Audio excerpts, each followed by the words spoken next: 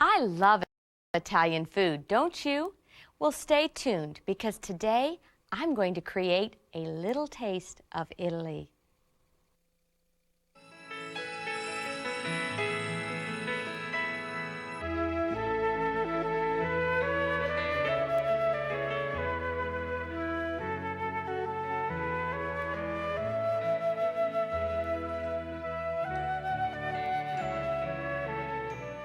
Hi, I'm Cinda and welcome to Food for Thought. You know, just recently, a friend of mine called me up and asked me if there were any good vegan recipes for Italian food. And I looked at her and I said, yes, you do not have to use dairy products to have a good Italian meal. So today, that's what I want to do. I want to show you some really good vegan recipes for Italian, and not only recipes, I'm going to show you how to set a beautiful table so that your table looks just as good as your food. Now, when I was creating these recipes, I also started thinking, our lives are so busy and we all have so much to do that we don't have a lot of time to spend in the kitchen. So these are going to be quick and easy recipes also. The first recipe is wonton ravioli. For this, you will need 1 can of Great Northern beans, rinsed and drained, 3 tablespoons of tofutti, better than sour cream, 1/8 teaspoon of fresh garlic, salt to taste, and 1 package of wonton wraps. I think you'll be surprised at not only how easy these are, but how delicious they taste. I will take 1 can of the beans. Now, it is really important that you rinse and drain these beans because you do not want all that juice that is in the can of beans. You do not want this in this recipe. I'll put this in a mixing bowl and just mash it up a little bit with your fork. It does not have to be mashed up real fine, so that's why I'm not using a mixer or a blender. I just want it to be, you want some larger pieces of the bean just to give it a little different texture. See how fast and easy that mashes up? You know, I love to have my kids in the kitchen, and I know I talk about this every show, but I just want to keep encouraging you parents, mothers and dads, to get your kids in the kitchen cooking with you. I helped out at the school, and I did a cooking class. It was actually Pioneer Days, and they asked me to be in charge of the cooking section of Pioneer Days and to show them some Pioneer recipes. And these were 5th graders, and you know, not one 5th grader knew anything about the kitchen. And I just said, this is awful. So you really need to get your kids in there and have them work with you. That's the only way they learn. Make cooking fun for them and let them see that it really is a neat thing. Now that we've got the beans mashed up, and see, I've still got pieces of bean in there. It's not totally mashed up. I will add the tofutti, better than sour cream. This is a totally vegan product, and it just happens to be my favorite brand. So you can use any sour cream that you want. It does not have to be this brand. And I've already pre-measured this, so don't think that I'm adding the whole container. This is 3 tablespoons.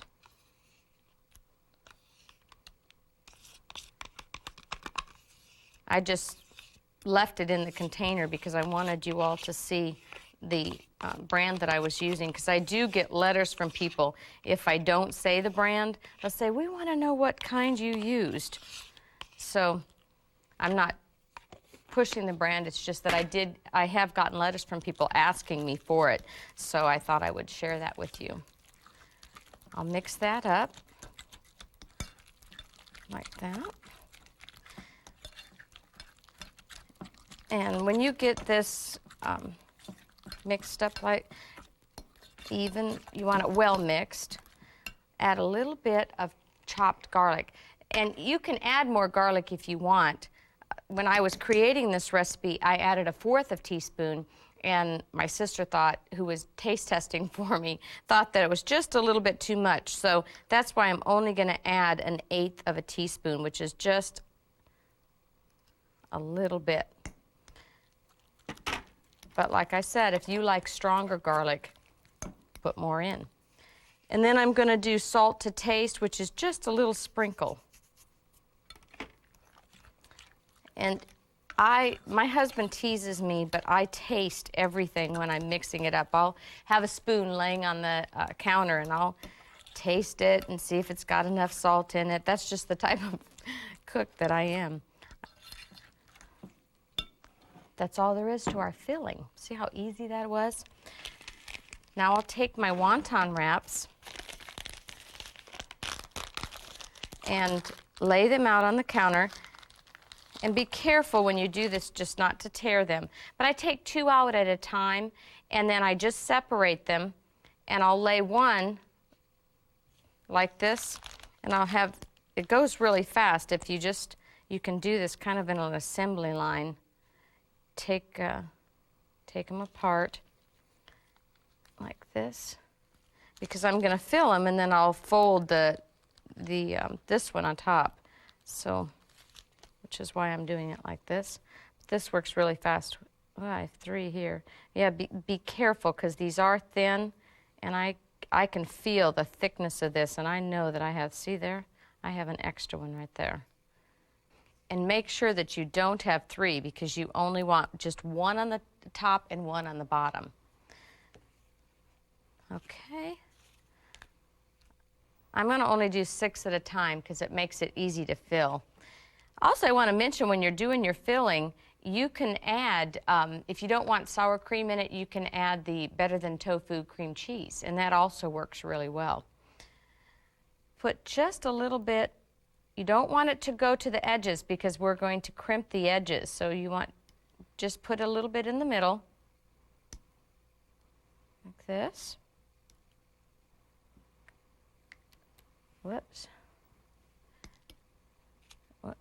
And make sure you don't want to do all of them, because remember, this row is our top row, which I just spilled on, trying to show you. A little bit more. But don't, that's just fine. We'll just leave it right there. Oh, before I do this, I'm sorry, I forgot this. Just take your finger and take some water around the edge like this, because this is going to help seal your edges. And I'll do the first row first, and then I'll do the second row so it doesn't dry. Because if you can see, it's already soaking in and drying really fast. So put this over here and just kind of press down on the edges. I'm going to press the air bubbles out. This actually goes very fast. I'm taking my time just to show you so that you learn how to do it, but it really does go real fast. We'll put some water on here. It's very important that you put water on the edges of it. Otherwise, it will not stick together, and then when you put it in the hot boiling water, your filling is going to just run out into the hot boiling water. So you really do have to make sure that your edges are really sealed well. And as I'm sealing it, I'm making sure that I get the air out of it too, which will help keep your filling in. You can create your own type of filling if you would like. I came up with this filling because of the sauces that I'm going to put on top, and I wanted it to complement the sauces that I'm putting on top. But you really can create your own filling. Just about anything nowadays goes into ravioli. I've seen some walnut spinach ravioli and portobello mushroom. There's just a lot of variation on ravioli. You can have fun with it. You can put chopped vegetables and stuff. Now that I've got it all sealed with water, take a fork and you want to go around the edges and push down. This just reinforces the sealing process, and this will keep your filling in. Whoops. I'll move my bowl so I can get it good. just press down hard, because you don't want to break the wonton skin, but you want to press down hard enough to make them stick together. And do not poke a hole in the middle. Let me turn that because it's easier. This is a lot easier to work with. I've made my own pasta dough from scratch before, and I've done these from scratch with my own pasta dough, and this just works so much easier, these wonton skins. And I think you'll be surprised at how good they taste. And another plus is they'd only take 3 minutes to boil, which I'm going to show you right now. I have a pan of boiling water right here, and make sure it's in a rapid boil before you put them in the pan. See how it's boiling right here? And always use salted water. I don't ever boil pasta without putting a little salt in the water first. You could add a little olive oil to the water if you want. It's not necessary for this. Just place them in your pan, and see how they kind of just go right to the bottom. That's one way of telling when it's done, because when they're ready to take out of the boiling water, they will rise to the top. And when they rise, it generally will take about 2 to 3 minutes. When they rise to the top, I'll leave them in the water for probably another 60 seconds, and then I take them out. But generally, it doesn't take more than 3 minutes to cook them. So we'll just kind of keep our eye on it. But while these are boiling, I'm going to go ahead and give you the recipe for the sauce that I'm going to make to put on top of this. So for this sauce, it is called a spinach sauce, and you will need 1 10-ounce package of frozen spinach, chopped and thawed, 2 tablespoons of margarine, 1/8 teaspoon of thyme, 2 cups of Better Than Milk original flavor, 2 tablespoons of Wonder flour, and a 1/2 teaspoon of salt. This sauce is also very easy to make and delicious. You'll need to use your blender because you want it to be very smooth. I don't need that off. I'll take the spinach and I'll place it into the blender. And notice I did not squeeze out the liquid. It's still got the liquid right here in the spinach. You'll want that. Add my 2 tablespoons of Wonder flour. Add my 2 tablespoons of margarine.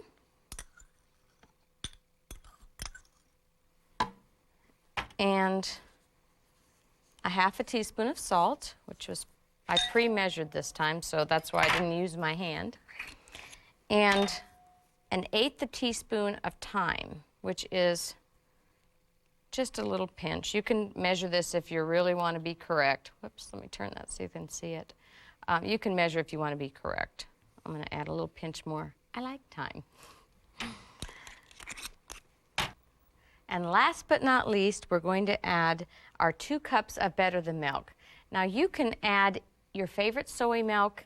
It does not have to be Better Than Milk. This just happens to be my favorite. This is totally non-dairy, totally vegan. And I guarantee you're not going to be able to tell the difference with this sauce. I'm going to blend it up.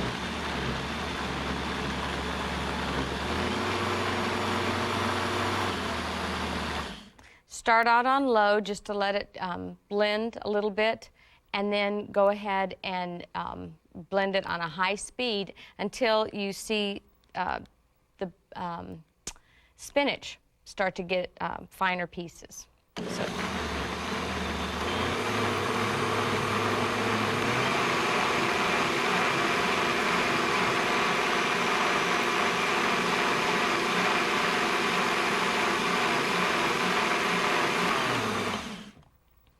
There. Now, do you want to know how fast this was to make? It took us about 4 minutes to make this. And do you know how I know that?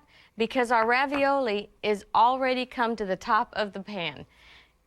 Can you see this? I want to make sure that you can see how it's floating to the top now. So I'm going to take this out because I was watching that while I was mixing up the spinach sauce for you, and I know that it's already boiled 1 extra minute after it had, once it rises to the top of the water, remember I said you had to boil it another 60 seconds? So it's already done that. So I'm going to just take it out and add it to my, carefully because some of it's stuck together. No, it's doing pretty good. And I'll add it to what I've already cooked. Be very careful. Whoops, I'm tearing one. Be real careful taking them out of the water. Once you get them out, it's time to make our sauce. So I'm going to take this pan off the burner and put my other little pan on and show you how fast and easy the sauce thickens up. Take it off the blender. Now when you pour it, I'm letting my pan sit on there so it gets, my pan's going to be hot. And pour your sauce in.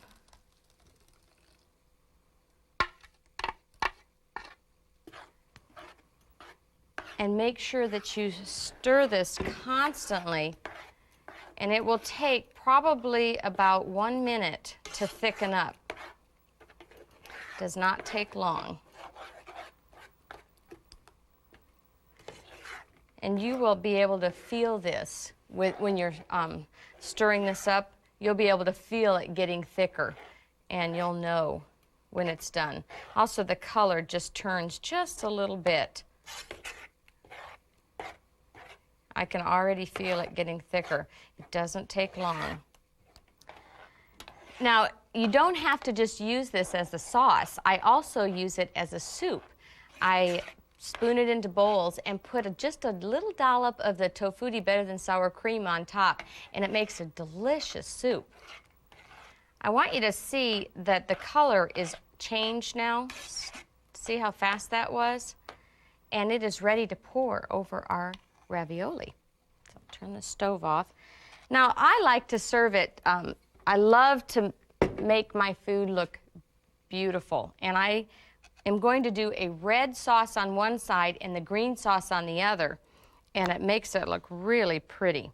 So I'm just going to pour a little bit of the green sauce right over on this side, and then on the other side